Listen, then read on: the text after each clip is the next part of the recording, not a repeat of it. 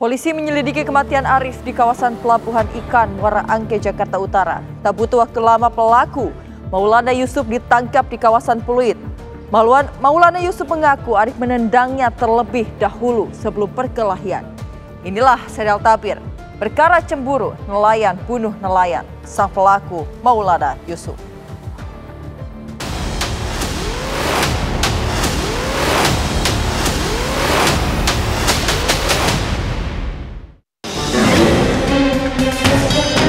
Pelaku ini pernah memiliki seorang kekasih, berpaling ke lain hati. Lain hati inilah kemudian adalah korbannya. Saya awal pacaran sama pelaku itu 2018 Mei Juni. September saya putus karena dia selalu menindakkan kekerasan sama saya. Itu pun saya hampir dibunuh sama dia. Saya ambil senjata dari kapal. Saya ke warung lagi naik, lalu saya tendang sama temennya. Ya setelah itu ya saya keluarin senjata saya tusuk.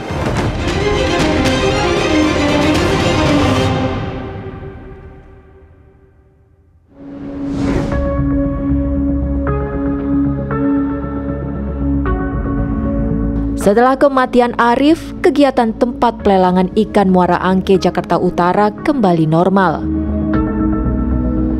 Nelayan berjualan ikan hasil tangkapannya seperti biasa.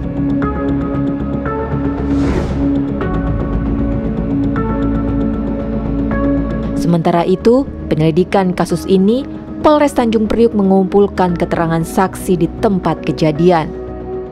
Dari hasil investigasi tersebut, kemudian kita lakukan serangkaian kegiatan penyelidikan, mencari keterangan dari keluarga korban, termasuk juga mendalami keberadaan terduga pelaku ini, yang kemudian kita kantongi inisialnya adalah MY, yang dimana kita cari tahu ternyata memang profil daripada pelaku ini cukup dikenal oleh masyarakat sekitar dan memiliki historis sebagai seorang residivis.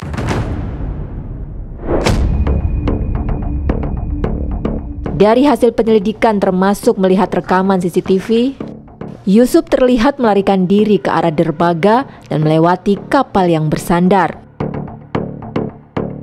Ia kemudian turun ke laut dan membuang barang bukti.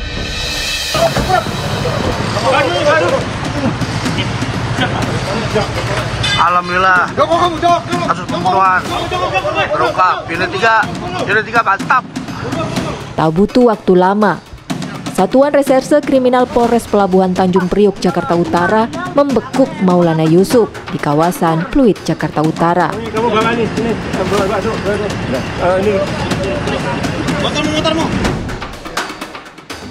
Meski sempat melawan, pelaku dapat dilumpuhkan.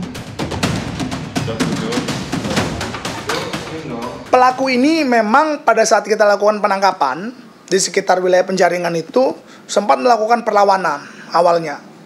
Kemudian kita berhasil cegah hal itu, tapi kemudian kita kan juga mengejar.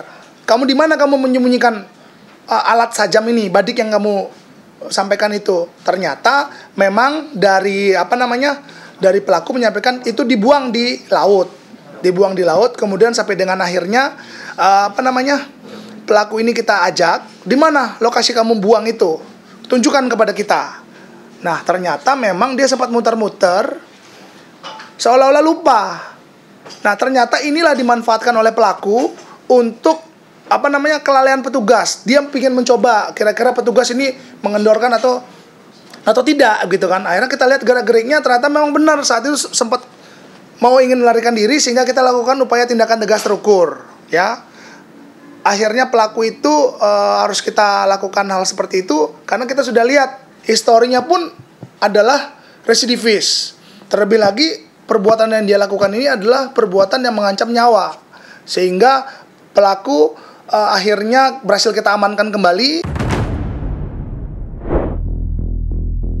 Dalam keterangan kepada TV One, Maulana Yusuf mengaku ia ditendang terlebih dahulu oleh korban sebelum perkelahian.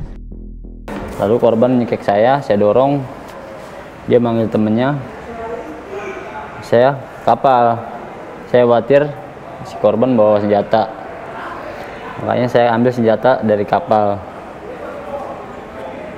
Begitu saya ke warung lagi, naik ke atas, ke warung darat.